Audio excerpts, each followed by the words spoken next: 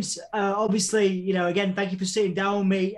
You've had such an expansive career. You've done so much with your time, production-wise, music-wise, and everything.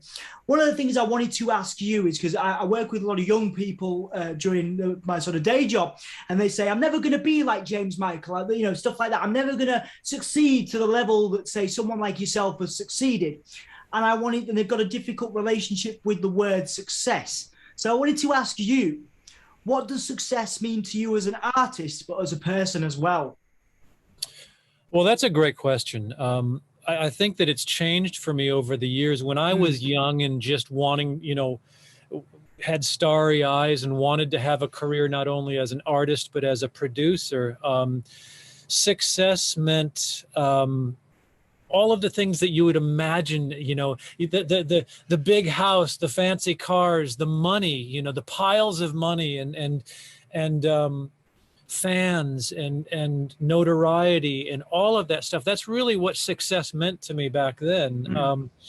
And it's really actually, it's a good time to ask me that question now, as we've just put together this greatest hits package and all of that stuff, because I've been in a very reflective mood for the last couple of years, really looking back over my career, having achieved what I used to think was success, and now going, success now really is about feeling proud of your accomplishments, having fewer regrets than you have pride about things that you've done. And as I look back over my career, I think success kind of comes in the form of respect from your peers, and respect from your fans and your friends, and being able to look people in the eye and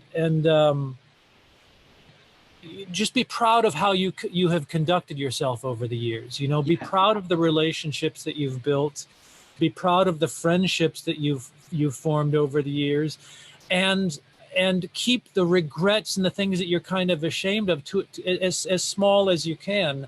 I know that's kind of a strange answer, but to me, success now just means being proud of what I've done, and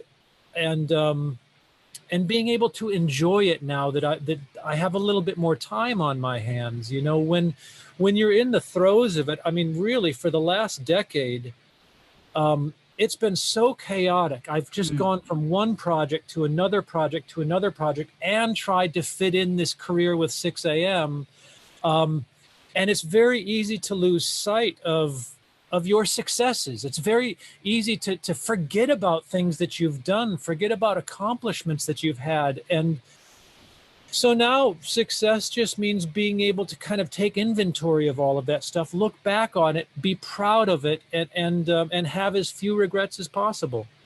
Absolutely, man. And that makes a lot of sense. In terms of Sixx Am, because you've talked about the hits being kind of a bookend. You're happy with, like I say, it seems to be a wonderful collection of a wonderful, part of your career.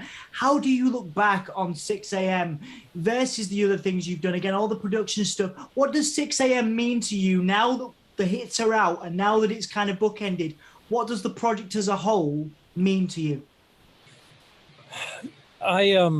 Well, as I said, I'm extremely proud of it. It's different than the rest of my career. My career as a producer and as a songwriter, working with other artists and doing those kind of things was a very, very full career in and of itself.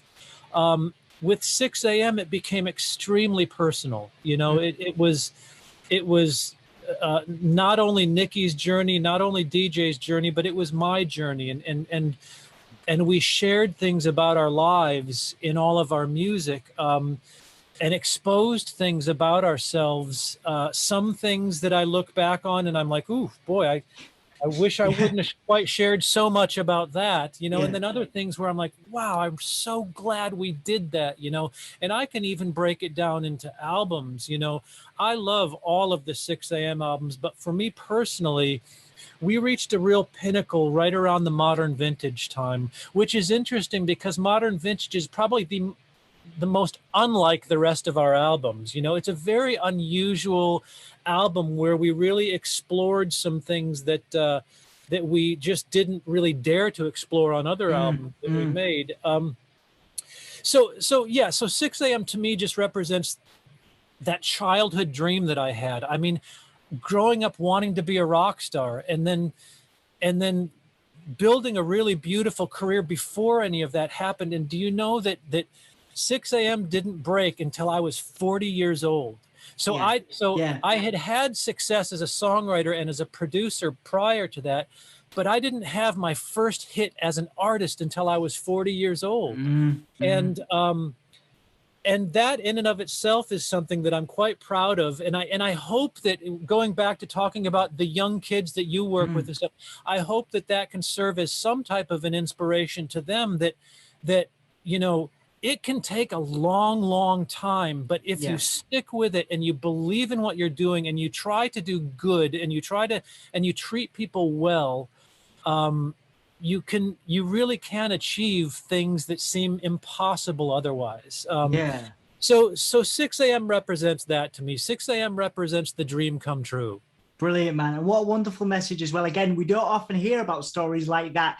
Yeah, again, because obviously people look at your production career and Sixx AM, and people wouldn't necessarily know that it took you till 40 to get to that point. But again, what a wonderful story. And thank you so much for reflecting on that with me. I also wanted to touch on, again, you know, you said you've been reflective through the records. You've looked at stuff that's more difficult, you know, in the past. You know, you may have gone, oh, I wish I hadn't done that then. I do want to ask, you know, from the beginning of your career, from that time when you were starry-eyed, you know, you wanted to do the rock star, until now, what have you learned about yourselves? What's the key lesson you've learned about yourself that you kind of you're very proud that you're proud of? What's the sort of biggest kind of, I guess, thing you've learned about yourself from the beginning of your career until now? What a great question. And my answer to that is going to be a little bit anticlimactic, but it's certainly heartfelt. And that what I've learned is music isn't everything. You know, as far as a career goes, music is a huge part of my life.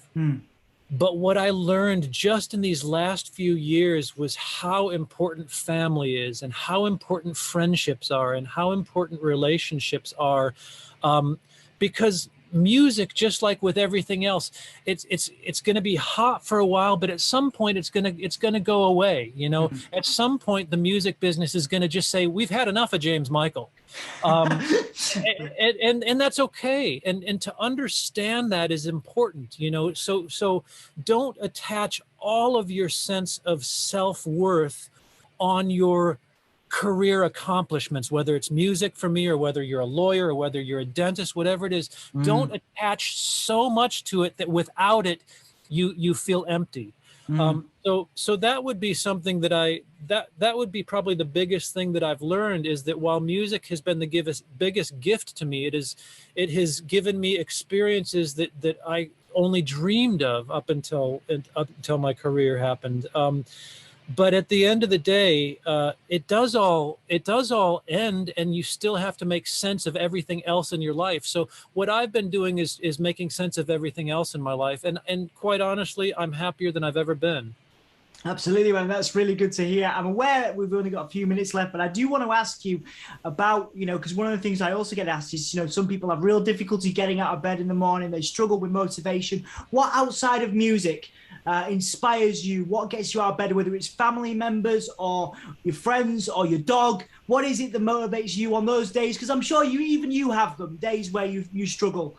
Well, I have to say my dogs, otherwise they'll come in here and start listening right now. Right. That for sure. But trying to do things that matter to other people, trying to make other people's lives just a little bit better, trying to share a sense of optimism and a sense of hope is very important to me. That's what motivates me. I've been so blessed. I've had such an incredible career and such an incredible life up until now. And if I can't share that with people, that matter to me, then I think I've failed myself and I've failed them. So what motivates me is just waking up every day and just trying to make other people's lives a little bit better. Awesome, man. Awesome. And just to squeeze in the plugging bit now before we finish up, because I know you're busy. What is next for you? What that you can tell me? I'm sure there's a lot of projects you can't tell me about, but what are the things you can tell me that are coming up next for you?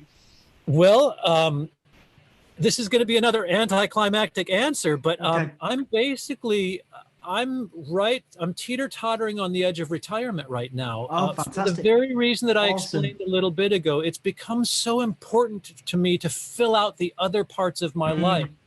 And spend as much time as I possibly can with my family. So right now, I've actually intentionally I don't have any projects coming up. Nice. I'm going to spend time with my dogs and with my family and with my friends, and wait for the next inspiration. You know, inspirations always come along, but I'm fortunate enough to be at a point in my life where I don't have to just say yes to every gig that comes along. And so I'm saying no to things, and in saying no to those things, I'm saying yes to other things in my life that feel more important to me right now. Fantastic, and that makes a lot of sense. And in terms of that, then, as a message to fans of yours, we're in the UK, obviously, to fans of yours in the UK that have supported your projects through the years, and fans that may discover you after your retirement, what is your message to those that have continued to support you and will continue to do so as you continue on, whether you continue making music and you enjoy your potential retirement as well? Well, you know, the fans have been the biggest gift of all in all of this, because they have been the ones that have validated those dreams that I had, and validated the time and the effort that it took to put into having those dreams come true. And going back to like what motivates me every day, I will tell you this. When you have fans like we have had with Sixx Am that are so devoted and such incredible people that all have amazing stories of their own lives, it's a real gift. And that is a motivator to wake up every day and know that there are people out there that you know, in some small way feel the same way about things that you do and that share some of the same emotions. And so I'm forever grateful. I never, ever have felt like a rock star. It's just not in my nature to even think of myself that way. But the fans have given me that experience. They've given me the opportunity to have that dream come true.